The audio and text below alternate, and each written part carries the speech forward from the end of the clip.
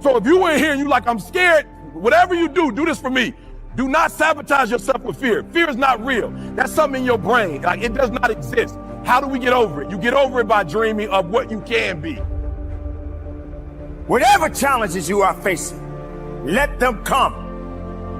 Whatever obstacles that you face, let them come. How can you grow if everything is easy? How can you grow if everything is handed to you? I want the data. I want the input. I want the information. I want the feedback to get to the next version of me, regardless of how it emotionally makes me feel. I'm like driven by that. Without that information, why am I living? So if you in here and you like, I'm scared, whatever you do, do this for me. Do not sabotage yourself with fear. Fear is not real. That's something in your brain. Like, it does not exist. How do we get over it? You get over it by dreaming of what you can be. Come on, y'all gotta hear what I'm saying. There are those of you in this room, you spend a majority of your life doing what other people want you to do. You don't even know who you are. And so even what you're doing, you're not doing at 120% because you're doing what somebody else wants you to do. And you're not good enough to be somebody else. So I need y'all to do me a favor. I need you to be selfish on the dream piece. Because what you have to understand is when you know who you are and you start operating that, you're going to start blessing people in a way you couldn't bless people before when you didn't really know who you were. See, this is the teaching the millennials need. This is what the millennials need, guys. Whatever challenges you are facing, let them come. Whatever obstacles that you face, let them come. How can you grow if everything is easy? How can you grow if everything is handed to you? How can you truly ultimately be a leader in your life if you're not willing to go over the top and get to where you need to be? This is the time right now, ladies and gentlemen. So if you gotta suffer, suffer the right way. If you gotta hurt a little bit. If you gotta cry, wipe those tears and keep moving. Pain is good. Pain makes you strong. Maybe sometimes you feel like you're in that dark place, but we all got to find a way to find the light within ourselves. Nothing can stop your purpose. Nothing can stop your greatness.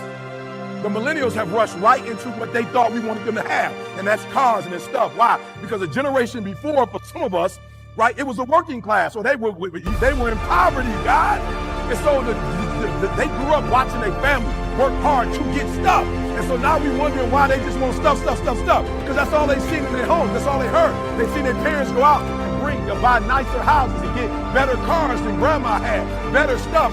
So I need you to be selfish on the first tier, and that's dreaming. I need you to be real selfish because you can't help anybody else.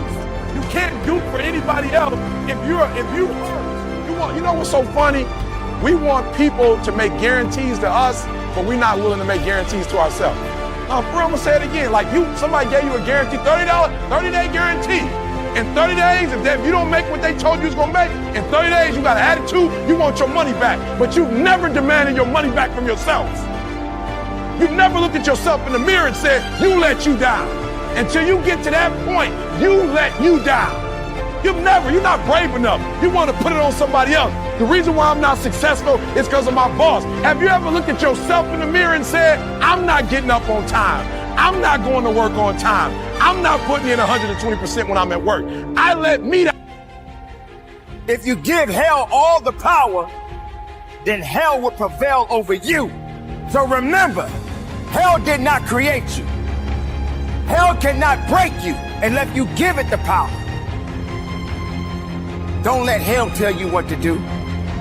Don't let misery tell you what to do. Stand tall. Be strong. Feel your greatness. Live your greatness. Push forward. Understand that it's yours. Understand that you live. Understand that you're not dead. Understand it's time to fight. Understand that you have a purpose.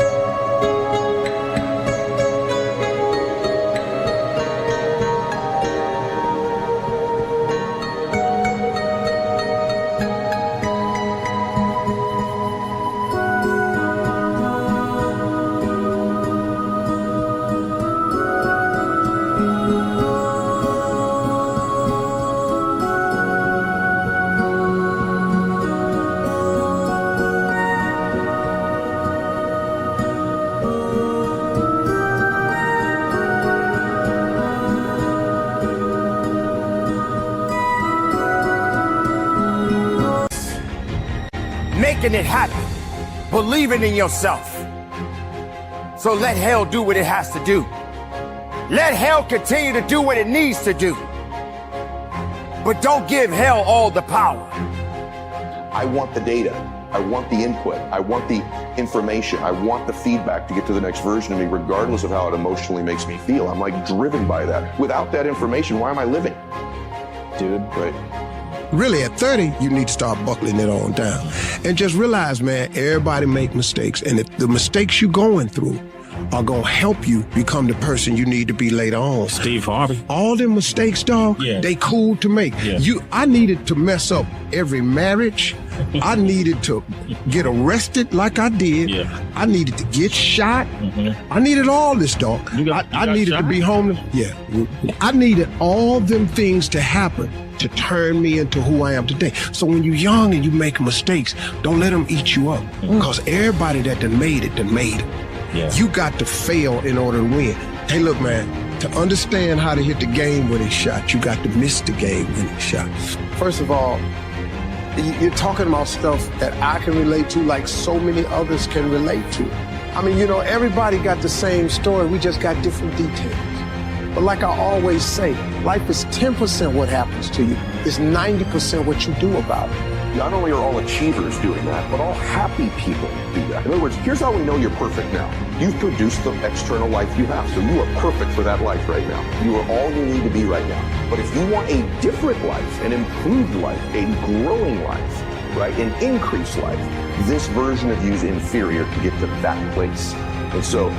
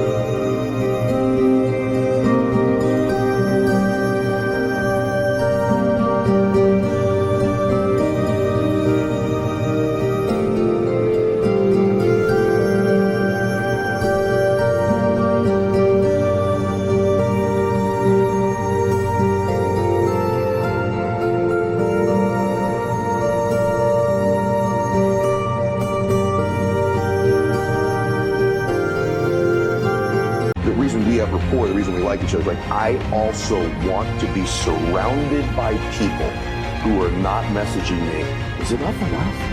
Everything's good, man. Take a break. I may not want more money. You and I both have a lot of money, right? We both probably like more. That's not my driver. I want more peace, more gratitude, more abundance, more contribution, more memories, more experiences, more joy, more love.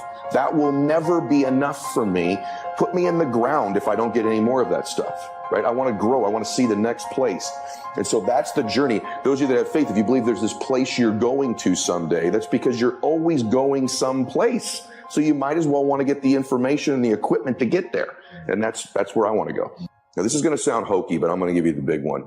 And this is why life gives you these great tests. I had a really good friend of mine. I went to lunch and he said, I don't know who this guy is here in front of me. And he goes, let me ask you a question, honestly. Right now, what are you grateful for? And at the lunch, I said, jack shit. Nothing, brother. There's nothing good in my life right now.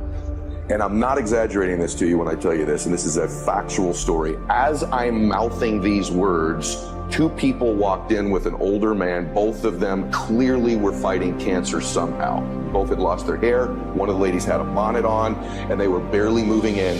Both walked by our table and gave me the most warm greeting, the warmest smile as a stranger. And he goes, that's pretty freaking pathetic. You can't find anything in your life to be grateful for right now. And on the drive home, I'm not kidding you, I started to stack gratitude. See, we're going to dive into a chapter from my new book, and it's chapter 1, section 1. This is very clear for people. So the first step is getting completely and brutally honest enough to say, I am tired of myself. When you say I'm sick and tired of being sick and tired, that's the facilitator of change. That's when you're ready to say these words, no more excuses. No more excuses. I went to Kent State, I dropped out. I didn't drop out, I flunked out. Now that threw my life into a spiral, but because I didn't have a college degree, I could not let that stop me. And like you're doing, where you're saying, all my friends at this age are settling in your careers, you don't even know if they're happy or not. Stop comparing yourself to others. So the first thing you do is stop focusing on other people. Instead, focus on being the best version of you that you can. Then you'll recognize that you deserve to sit at the big table with everybody else after you become the best that you can be.